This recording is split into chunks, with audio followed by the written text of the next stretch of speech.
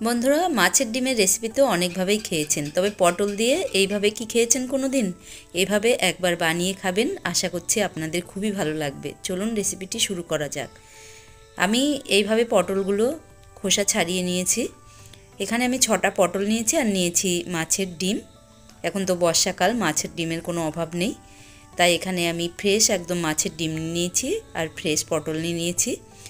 এখানে নিয়েছি আমি গরম জল, গরম জলের ভিতরে 1 চামচ দিয়ে দিচ্ছি জিরে, আর দিয়ে দিচ্ছি 4টে শুকনো লঙ্কা, আর দিয়ে দেবো 1 চামচ ধনে। এগুলো আমি গরম জলে ভিজতে দেবো, তাহলে বাটতে খুব সুবিধা হবে, খুবই তাড়াতাড়ি এগুলো বাটা হয়ে যাবে। বন্ধুরা, এইভাবে আমি জলে ভিজিয়ে রেখে দিলাম। এদিকে আমি পটলগুলো সব নিয়ে নিয়েছি। এবার এই পটলগুলো আমি পিস পিস করে নিচ্ছি। বন্ধুরা, দেখে বুঝতে পারছেন একদম টাটকা পটল। পটল দিয়ে এই রেসিপিটি খেতে দুর্দান্ত লাগে, তাই আজকে আমি এই পটল দিয়েই মাছের ডিমের রেসিপিটি করে নিচ্ছি।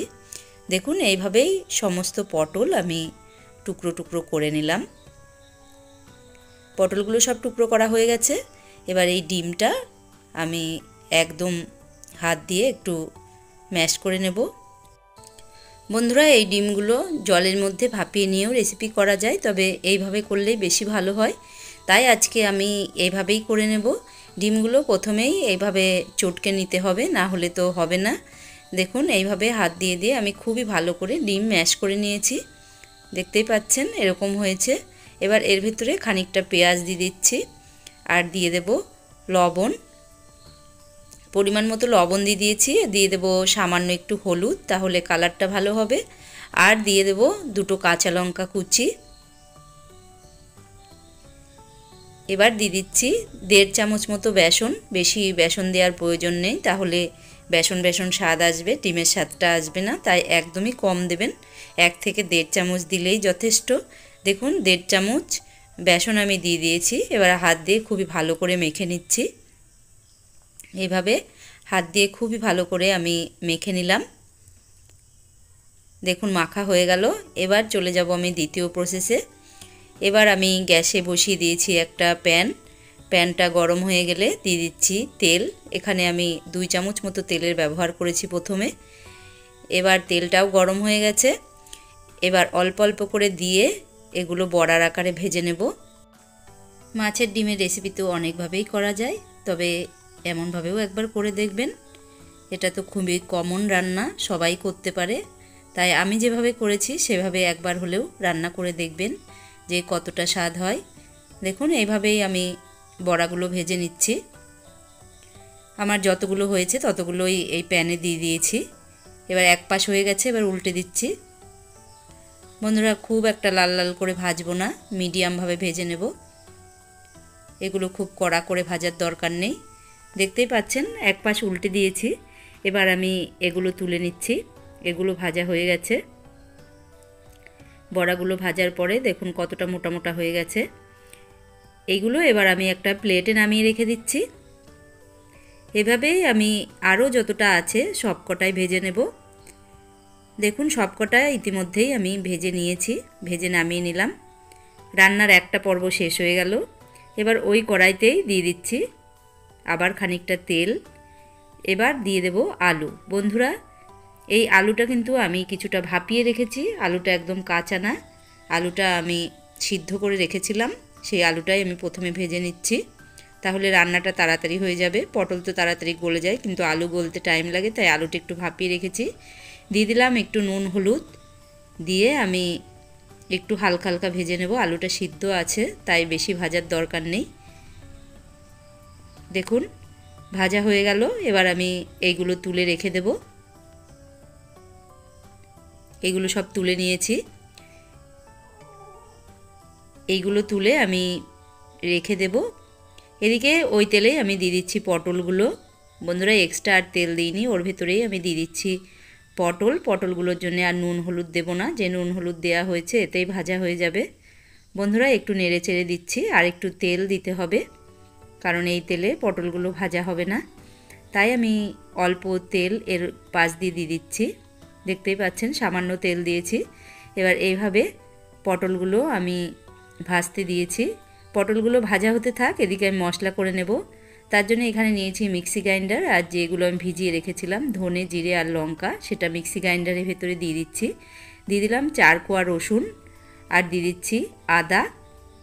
এবার আমি পেস্ট করে নেব। এদিকে দেখুন পটলগুলোও এর মধ্যে ভাজা হয়ে গেছে। এবার পটলগুলো আমি নামিয়ে নিচ্ছি। বন্ধুরা দেখুন পটলগুলোও কত সুন্দর ভাজা হয়েছে। এবার সব কটা পটলই আমি এইভাবে নামিয়ে নিলাম। তাহলে আলু পটল ভাজা হয়ে গেল। ওই কড়াইতেই আমি আবারও দিয়ে দিচ্ছি খানিকটা তেল। বন্ধুরা বেশি তেল দেওয়ার প্রয়োজন নেই, কারণ সব কিছুই একবার করে ভাজা হয়ে গেছে। এবার দিয়ে দিলাম জিরে আর তেজপাতা ফোড়নে। এবার দিয়ে দিচ্ছি পেঁয়াজ। বন্ধুরা মাছের ডিমের একটা আলাদা গন্ধ থাকে, তাই এখানে পেঁয়াজের ব্যবহার করেছি। আপনারা চাইলে পেঁয়াজ ছাড়াও রেসিপিটি করতে পারেন। এবার পেঁয়াজগুলো একটু ভেজে নিচ্ছি। পেঁয়াজগুলো হালকা হালকা ভাজা হয়ে গেছে। এবার এর ভেতরে যে মশলাটা আমি করে রেখেছি সেই মশলাটা দিয়ে দিচ্ছি। দিয়ে খুবই ভালো করে কষিয়ে নেব। যতক্ষণ না তেল ছেড়ে আসছে ততক্ষণই আমি খুবই ভালো করে কষে নিচ্ছি। বন্ধুরা আপনারা অনেক সময় ভিডিও দেখতে দেখতে লাইক দিতে ভুলেই যান। বন্ধুরা একবার হলেও ভিডিওটিতে একটা লাইক দিয়ে দেবেন, তাহলে ভিডিওটি অনেক দূর পর্যন্ত পৌঁছে যেতে পারে। বন্ধুরা এবার দিয়ে দিচ্ছি পরিমাণ মতো লবণ, আর দিয়ে দেব সামান্য হলুদ গুঁড়ো। দিয়ে আবারও নেড়ে চেড়ে তেল ছেড়ে আসা পর্যন্ত নেড়ে নিচ্ছি।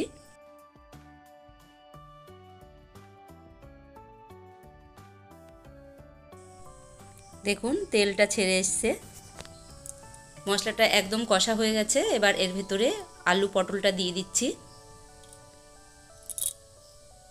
আলু পটল দিয়ে দিয়েছি। এবার আবারও একটু কষে নিচ্ছি। মশলাটাকে আলু পটলের সঙ্গে খুবই ভালো করে কষে নেব। বন্ধুরা দেখতেই পাচ্ছেন এইভাবে আমি খুবই সুন্দর করে কষে নিয়েছি। কষা হয়ে গেছে। এবার আমি জল দিয়ে দেব। বন্ধুরা এটা আমি বেশি ঝোল ঝোল করব না, তাই খুব একটা বেশি জল দেব না, অল্প জল দিলেই হয়ে যাবে।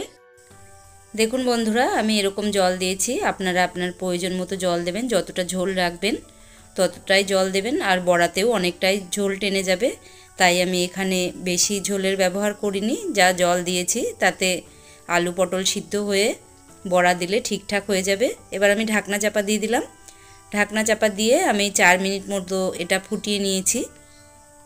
দেখুন এবার এর ভেতরে আমি বড়াগুলো অ্যাড করে দিচ্ছি। বন্ধুরা বড়াগুলো প্রথমেই দিইনি, কারণ এগুলো গলে যেতে পারে, তাই আমি পরে দিয়ে দিলাম। 4 মিনিট রান্না করার পরে আমি বড়াগুলো দিয়ে দিয়েছি। বড়াগুলো দিয়ে ঝোলের সঙ্গে ভালো করে মিশিয়ে নেব। দেখুন বড়াগুলো দেওয়ার পরে ঝোল আবারও ফুটতে শুরু করে দিয়েছে। এবার আমি আবারও ঢাকনা চাপা দিয়ে 2 থেকে 3 মিনিট রান্না করে নিচ্ছি, তাহলে বড়ার ভেতরে ঝোলগুলো খুবই ভালোভাবে ঢুকে যাবে আর খেতেও খুবই ভালো হবে।